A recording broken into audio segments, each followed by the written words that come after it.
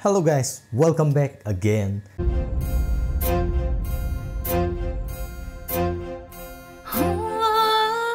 Ngasi mayamga punna yengminagadoriba isai sidi ngamnaba lanfam se ha video se ingonda khanbirakpa kuirabane ado aina video se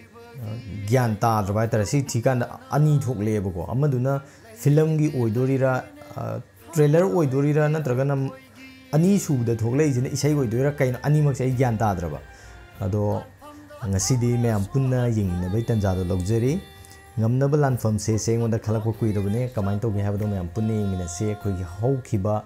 wari singduga mari leinaba isai di oidoine habse khange kamai to ge habdo punna yengmina simya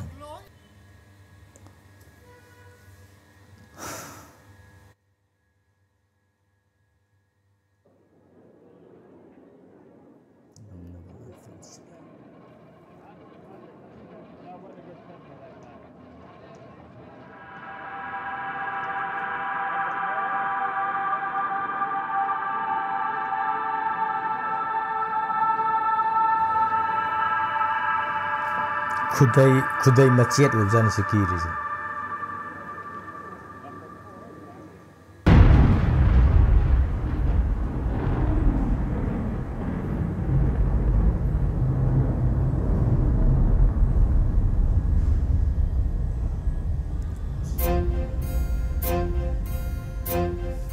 Amagi kudai macet tu ni purai.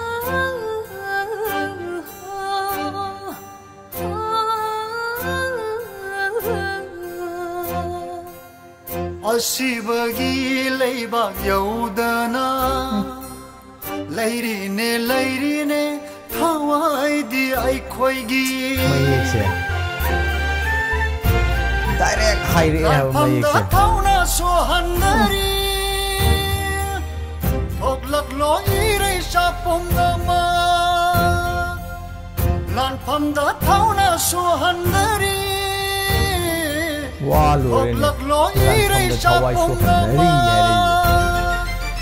Amata oina horglo Amata mana ada dunia bahaya Nangawalan pamse koina Nangawalan pamse koina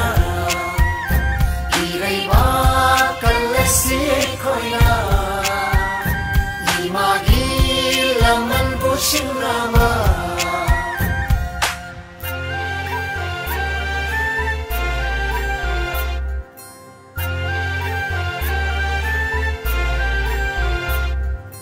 Yelhomi naktaba makhoini Yumdange laklagalandaba Chalni cheni khatana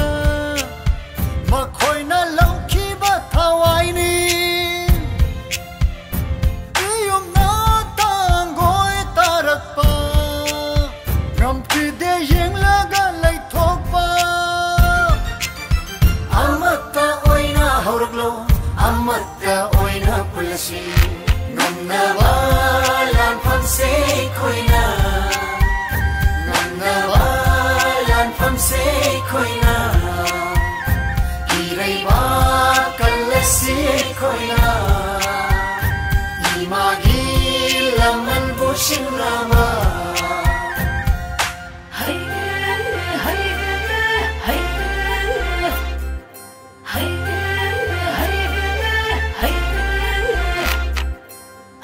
Potre bagi Hawaii se thabo ke nilaki Ine bakan bana maruni Sumana tingna magi tampagni Aram dunia ba Lo hallo yekna mama koina Hawaii na ngakani Pakistan na udah tu ketang wahau bay mong ya bang jigla Hawaii na ngakani reiba Amata oina horglo Amata oina pulsi Nangawalan pamse koina Nangawalan pamse koina Iraiba kalesi koina Imagi laman bushinrama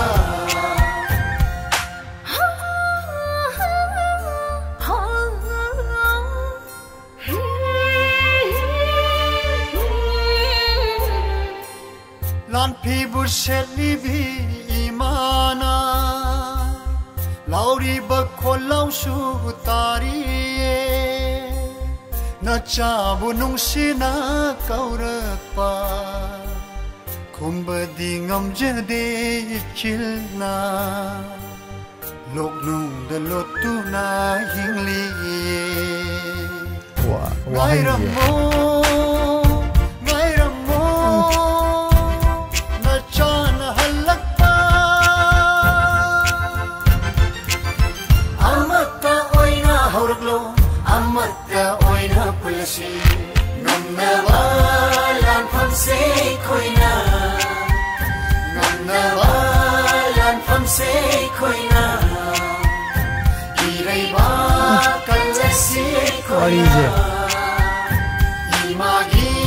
laman bushinama Amana ama mating pangnarappadine udayse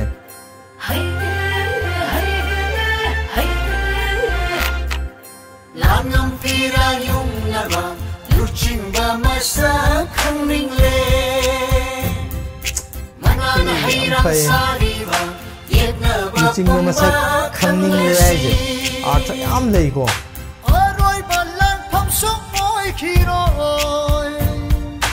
Lakhini lan phamni chamara Lakhini lan phamni chamara Amata oina horglo Amata oina pulasi Namnava lan phamse koina Namnava lan phamse koina Iraiba kalasi koina Imagi laman bushinama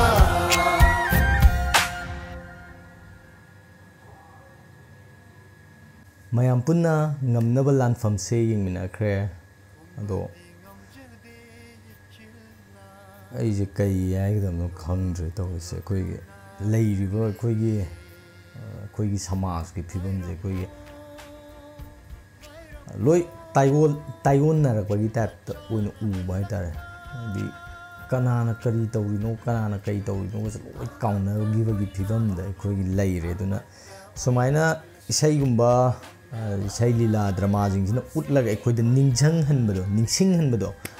adu mangaire akoida leirije ataidi kesu ahongba leitrabra na khalle adum haidi loinamak kaino da yawgibdo on tawba tare akoigi achaw sangi wari do ni yawgibdo ado aikoi yariba makai kanglup khudingmak nungsi chanana mathang lan thoktanaba nungsi chanana amagi apamba amana khangba awat apa loina menkhatnaba haitare moigi sokpane moigi di akhoi soktra loire khanba akhoi moigi soktra loire akhoi gi sokhogdra loire magi kanglu khaktangi khallaga leibidudi sungya yaro haitare punna punjallaga akhoi praja akhoi myam gyan ta si habse thamjare akhoi gyan ta de akhoi da ai praja jingda taina ge na hab nateba akhoi kitang leiriba phibam jidagi kitang singatpa ma mathau tai na khalle aro mathangi video dong mayam thengnerase yoina haugiba thodoksin si kaugumsi haidana loinamak jeknar leise habnate sijina maram orga para oina tamhausi matung amuhana thoktanaba habise thamjaraga ngasi yoina di video se matang swada lusinjari mathangi video dong mayam punna thengnasi pumna mokpo mukka na pathogana khurumjai bye guys.